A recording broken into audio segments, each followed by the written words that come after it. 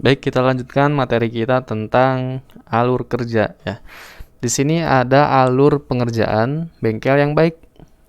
Jadi ada tahapannya ya, alur proses sebelum ya, sebelum pengerjaan, kemudian alur proses saat pengerjaan ya.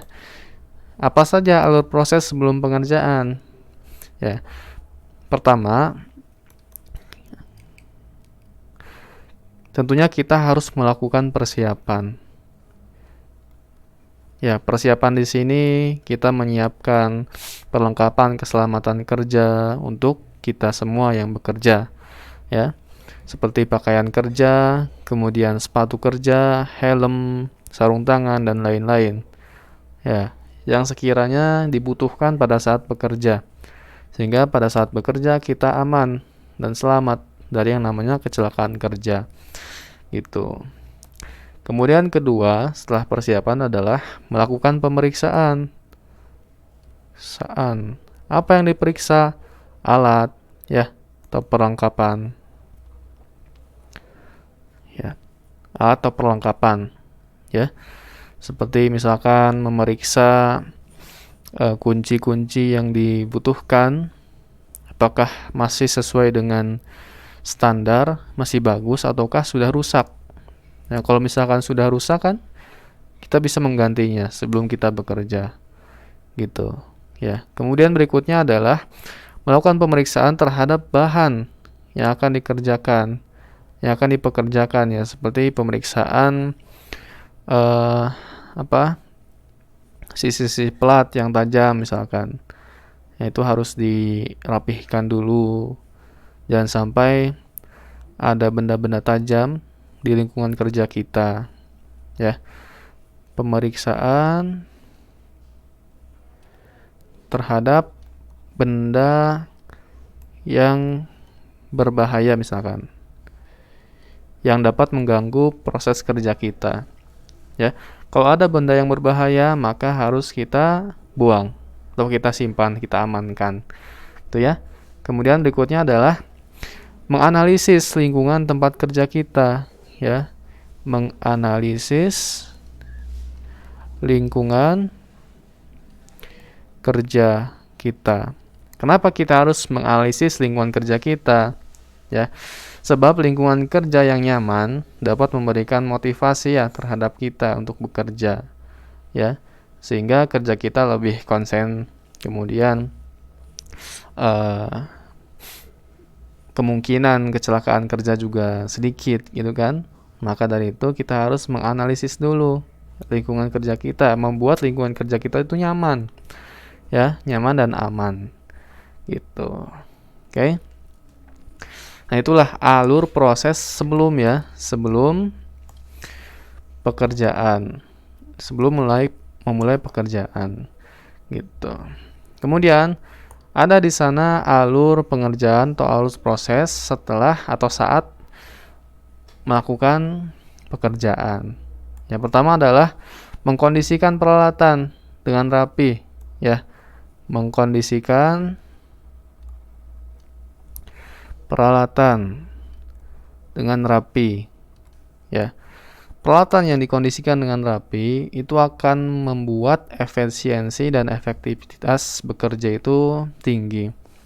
Semakin cepat kita bekerja, karena akan mudah mengambil misalkan alat ini di mana kita tahu, ya. Jadi tidak kebingungan, alat ini di mana sih, gitu kan? Kalau misalkan sudah ditata, dikondisikan dengan rapi, kita mudah dalam menggunakannya. Itu kemudian mengkondisikan spare part, ya, yang sudah dilepas dari kendaraan itu berada pada tempat khusus, ya. Mengkondisikan spare part copotan berada di tempat khusus, ya, agar tidak hilang, ya. Kalau misalkan hilang repot nanti bengkel rugi, ya. Maka dari itu harus dikondisikan pada tempat yang aman, ya, pada tempat yang khusus spare part yang sudah dilepas, ya. Kemudian alur proses saat pengerjaan itu kita harus melakukannya dengan hati-hati, ya. Melakukan pembongkaran, kemudian pengencangan, dan memperbaikinya dengan hati-hati. Dengan hati-hati, ya. Jadi tidak gerudak-geruduk, ya. Harus dengan hati-hati. Karena kalau misalnya kita hati-hati dalam membongkar, mengencangkan, akan terhindar dari yang namanya kecelakaan kerja, ya. Meminimalisir, gitu kan. Tuh. Kemudian jika semua ini sudah kita lakukan, ya, alur proses yang seperti ini, maka kerja kita itu akan efektif, ya, akan efisien, sehingga produktivitas bengkel itu semakin tinggi, yang membuat bengkel itu semakin ramai dikunjungi oleh konsumen, ya, gitu. Ya, harapannya apa-apa yang sudah kita pelajari dari alur pengerjaan bengkel yang baik, mulai dari proses sebelum pengerjaan, kemudian saat pengerjaan, itu kita terapkan pada lingkungan kerja kita nanti. Karena kalian kan siswa TBSM, ya, calon-calon mekanik profesional itu pasti akan bekerja di dunia perbengkelan, ya. Industri maupun bengkel itu sama saja, ya. Ada proses-proses di sana yang harus kita perhatikan, ya, mulai dari persiapan, pemeriksaan alat bahan, ya, pemeriksaan terhadap benda yang berbahaya, menganalisis lingkungan kerja, ya. Kemudian saat pengerjaan juga yang mengkondisikan, semua harus dikondisikan, ya. Hati-hati dalam pengerjaan, itu semua akan meningkatkan produktivitas tempat kita bekerja, ya. Meningkatkan produktivitas tempat kita bekerja dan kitanya juga sebagai pekerja, gitu, ya.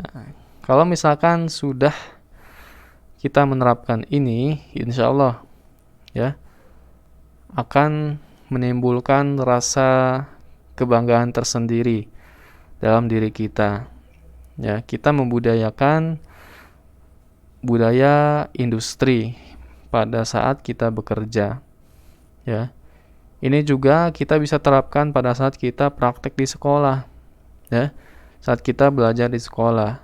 Jadi tidak hanya pada saat nanti kita bekerja, tapi mulai dari sekarang, agar kalian membiasakan suatu pola, ya, suatu kebiasaan yang baik, gitu, ya. Gitu. Mudah-mudahan bermanfaat yang sedikit ini.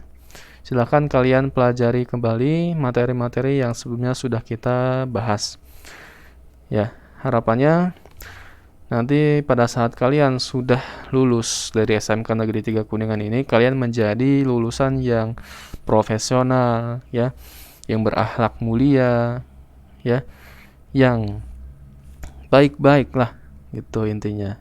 Sifat-sifat yang baik itu ada pada kalian semua, ya. Jadi jangan sampai kalian menjadi lulusan yang tidak berakhlak, ya. Hati-hati, ini saran dari Bapak, ya. Itu sepintar apapun, secerdas apapun kalian, tetap harus menjaga akhlak kalian, ya. Bagi yang Islam, tetap jaga sholat 5 waktunya, karena itu merupakan kewajiban kita semua, ya. Kemudian hindari pergaulan yang tidak baik, ya. Hindari perilaku yang tidak baik, terutama pada orang tua kalian, ya. Capek-capek beliau, para orang tua kalian itu menyekolahkan kalian, ya. Maka dari itu harus dibalas dengan yang lebih baik lagi oleh kalian kepada mereka. Dengan cara apa? Kalian lulus tepat waktu, lulus dengan hasil yang maksimal, ya. Lulus dengan kompetensi yang dimiliki, ya. Kalian buktikan kepada mereka bahwa kalian adalah anak-anak yang berbakti. Baik, mungkin itu yang bisa Bapak sampaikan. Selamat belajar. Silakan kalian menggapai mimpi-mimpi kalian. Assalamualaikum warahmatullahi wabarakatuh.